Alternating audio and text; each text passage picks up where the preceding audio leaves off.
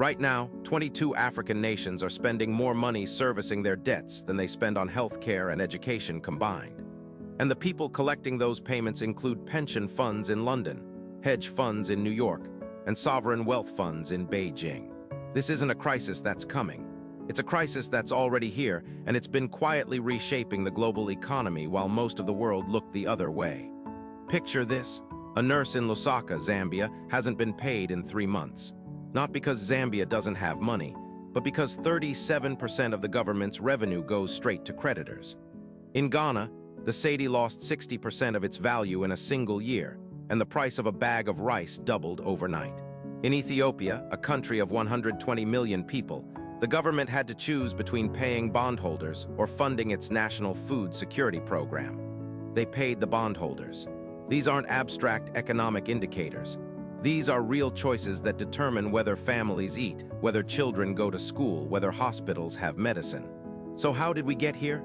And who's actually responsible? Let's start with the numbers. Africa's total external debt sits at roughly $700 billion. That sounds enormous, but context matters. Africa's debt is actually smaller than Italy's. The problem was never the amount. The problem was the structure, the terms, and who was lending. For decades, the story was simple. Western institutions, the World Bank, the IMF, European governments, lent money to African nations, often with strings attached. Structural adjustment programs forced countries to slash public spending, privatize state assets, and open their markets. The idea was that free markets would generate growth, and growth would pay down the debt. It didn't work. Between 1980 and 2000, Sub-Saharan Africa's debt burden actually increased despite paying back more than it borrowed. Countries were running on a treadmill, sprinting just to stay in place. Then came the 2005 Gleneagles debt cancellation. The G8 wrote off about $40 billion in debt for 18 heavily indebted poor countries, most of them African. It was celebrated as a triumph of global compassion. But here's what nobody talked about. The cancellation came with conditions that pushed these same countries toward private capital markets. The message was clear. We've cleared your slate. Now go borrow from someone else. And borrow they did. Between 2006 and 2020, African nations issued over $87 billion in Eurobonds, sovereign debt sold to international investors. The interest rates were brutal. Ghana's first Eurobond in 2007 carried a coupon of 8.5%. By 2015, Zambia was borrowing at 9.375%. Compare that to Germany, which was borrowing at negative interest rates at the same time. African nations were paying a risk premium that had less to do with their actual economies and more to do with a global financial system that treats African risk as a category, not a calculation.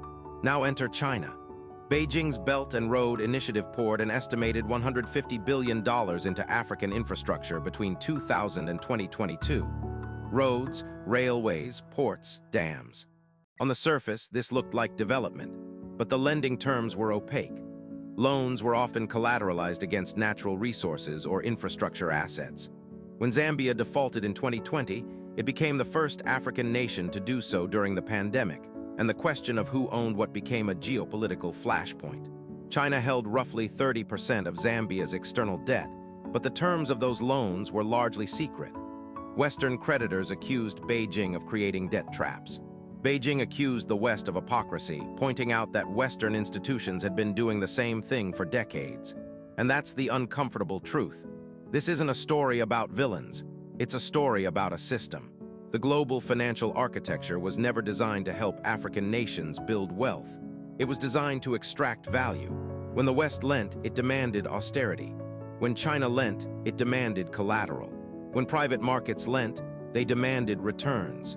African governments, desperate for infrastructure and development, took every offer because the alternative was stagnation. But let's not let African leadership off the hook entirely. Corruption, mismanagement, and vanity projects played a real role.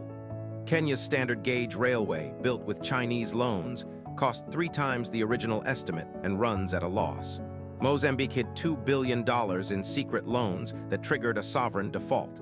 Nigeria borrowed heavily during the oil boom and spent much of it on subsidies that benefited the elite. These weren't just bad decisions. They were choices made by leaders who knew the consequences would fall on ordinary citizens, not on them. The pandemic was the breaking point. COVID-19 crashed commodity prices, disrupted supply chains, and sent borrowing costs soaring. The G20's debt service suspension initiative offered temporary relief, but it was voluntary and private creditors simply refused to participate. The result: countries that suspended payments to official creditors still had to pay hedge funds and bondholders. The system protected investors, not people. Today, the common framework for debt treatment, designed by the G20, has been a failure. Only 4 countries have applied. None have completed the process. The reason is simple. It requires China, Western governments, and private creditors to coordinate, and none of them trust each other. China wants the World Bank to take losses. The West wants China to restructure first. Private creditors want everyone else to go first. Meanwhile, the people waiting for hospitals, schools, and food security are caught in the middle. Here's what most people miss. This isn't just Africa's problem. When African nations can't invest in infrastructure, they can't participate in global supply chains.